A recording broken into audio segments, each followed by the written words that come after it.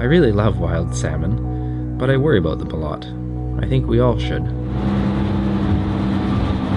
There's been such growing evidence lately of harmful diseases in farmed Atlantic salmon on our coast that today my friend Steve and I decided to go investigate the effluent pipe of a farmed salmon processing plant near our home.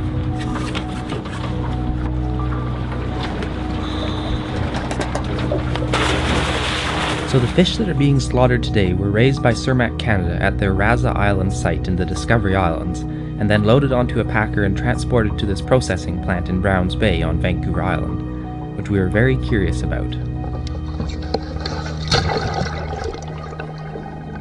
As I approached the outfall pipe and my lights illuminated the bloody water, I think I just about choked on my regulator. It was unbelievable what I saw.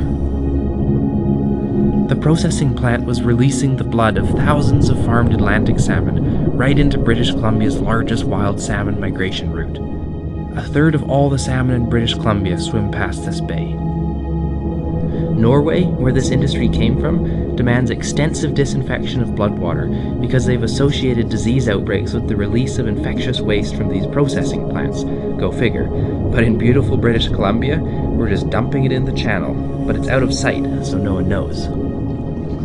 Scientists from Fisheries and Oceans Canada have recently confirmed that Piscine reovirus, that was brought to BC from Norway, causes the highly contagious disease HSMI. This disease damages the heart and skeletal muscle of salmon.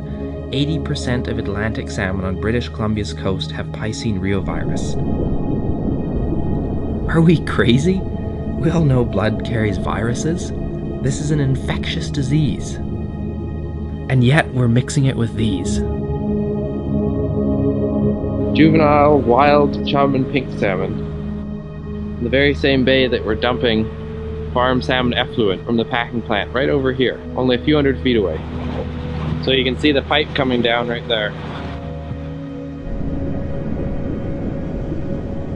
I took some blood and we sent it to a scientist who looked at it under a microscope. She found it certainly wasn't sterile. In fact, there seemed to be a lot of intestinal worms wiggling around in it. How was it? Oh, absolutely horrendous. It's sickening. Huge billowing clouds of blood pouring out into the bay. So this effluent pipe comes down and empties right into Browns Bay. And Browns Bay sits right on the edge of Discovery Passage, where a huge number of Fraser River sockeye will be out migrating. So it's horrendous to see this billowing red effluent being pumped out right into this wild salmon corridor. You know, it's unbelievable that we still allow this to happen. It's crazy. We were so disturbed by what we had found that we jumped in the truck and headed to beautiful Tofino, BC to see if this was going on elsewhere. So we're beside the Creative Salmon processing plant. Right now they're processing a packer load of fish that came in from the farms last night. We've been waiting for slack tide for a little while and we're going to do a dive here and see if we can see what's coming out of the blood pipe.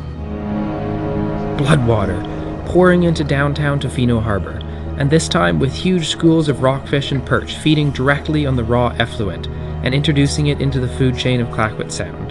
Who is authorizing this dumping of infectious waste into wild salmon habitat? This is insanely dangerous for our wild fish, and it has to stop.